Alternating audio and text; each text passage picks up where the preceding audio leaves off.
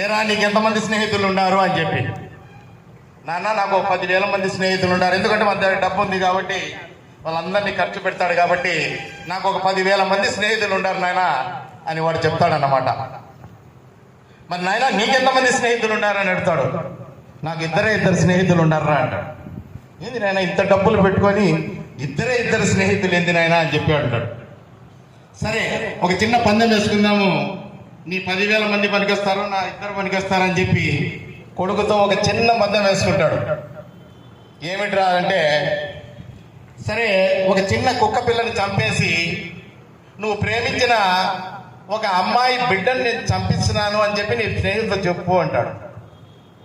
సరే నేను అట్లే చూస్తామని ఒక మూటలో ఒక చిన్న కుక్క పిల్లని చంపేసి వాడు పోయి తన మిత్రులతో చెప్పేస్తాడు, నేను ఒక అమ్మాయిని ప్రేమించినాను, పెళ్లి కాకముందే ఒక బిడ్డ పుట్టినాడు, ఆ బిడ్డని నేను చంపేసినాను, మీరందరూ నాకు సహాయం చేయాలని చెప్తాడు. అప్పుడు స్నేహితులంతా చాలా దూరం, మా అమ్మ మాకెందుకు అవన్నీ స్టేషన్లు అవన్నీ తిరగాలంటే ఆ కేసులు మాకు ఎంత ఇదైతుందని చెప్పి వాళ్ళంతా ఒక్కడు కూడా సహాయం చేయకుండా, ప్లస్ వాళ్ళలో కొంతమంది పోలీస్ స్టేషన్లో కంప్లైంట్ ఇస్తాడు, మావాడు ఒకరిని చంపేసినారంటే వాడిని పట్టుకోండి మీరు అని చెప్పి.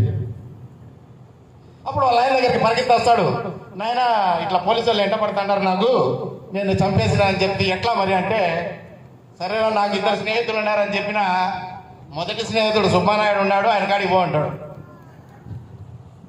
సరే వాడు పరిగెత్తుకుంటే ఆ సుబ్బానాయుడు సార్ దగ్గరికి వెళ్తాడు, సార్ జాఫర్ సార్ పలానా అలా దీన్ని సార్, నేను ఒక అమ్మాయిని ప్రేమించి ఒక పిల్లని చంపేసేసాను సార్, ఎట్లా సార్ మా నాయన మీ దగ్గరికి పంపించిన అంటే, నువ్వు ఇంటికి పోయి పండుకపోరా అంటాడు, నేను చూసుకుంటా పో అంటాడు. నువ్వు ఆడ పెట్టేసి ఆ మూట నువ్వు ఇంటికి పోయి పండుకోపో, ఆ తర్వాత కదా నేను చూసుకుంటా అని సుబ్బానాయుడు సార్ చెప్పి పంపించేస్తాడు. సరే అని ఆడ మూట పెట్టేసి సుబ్బానాయుడు సార్ ఇంట్లో వాడు ఆన్లైన్ కాడికి పోతా అంటే ఈ పోలీసులు వెంట పడతా అంటారు వాడు వెంటనే. ఆ వెంట పడతా అంటే వాడు నేరుగా మళ్ళీ ఆన్లైన్ కాడికి పోతే పోలీసులు వెంట పడతా అంటే, మీకు ఇంకొక మిత్రుడు అని చెప్పిన లారీ ఓనర్ ఈశ్వరయ్య ఉన్నాడు, ఆయన కాడికి పో అంటాడు.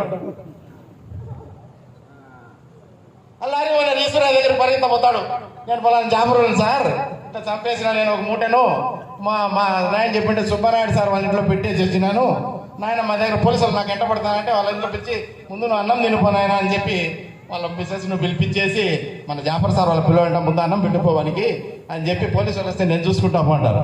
అంతే నా పోలీసు వాళ్ళు వచ్చి తలుపు తెడతారు, సార్ ఇక్కడ ఒక నాయన కూని చేసి వచ్చినాడు, మరి ఎట్లా వాడిని పట్టుకోవడానికి వచ్చా, కూని చేసింది ఆయన కదా, నేను నన్ను పట్టుకోపోండి జైలుకు అంటాడు. అటువంటి స్నేహితులు నాకు ఇద్దరు ప్రాణ స్నేహితులు.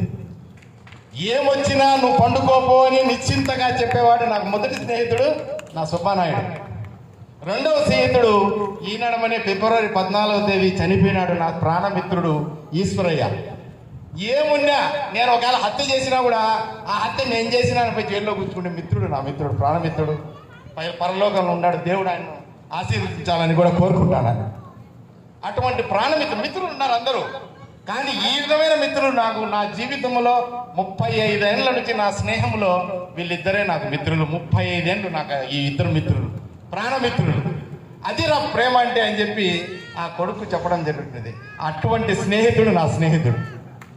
నువ్వు పండుగపో అంటాడు, ఏ కార్యక్రమం నాకు ఎటువంటి సమస్య వచ్చినా ఫోన్ చేస్తా, ఏమో ఇట్లా సమస్య ఉంది నువ్వు ఆయన మిత్రపో స్వామి, నీకు ఎందుకు పొద్దున చూసుకుందాం పో నేనుండా పో నాకు అంటాడు.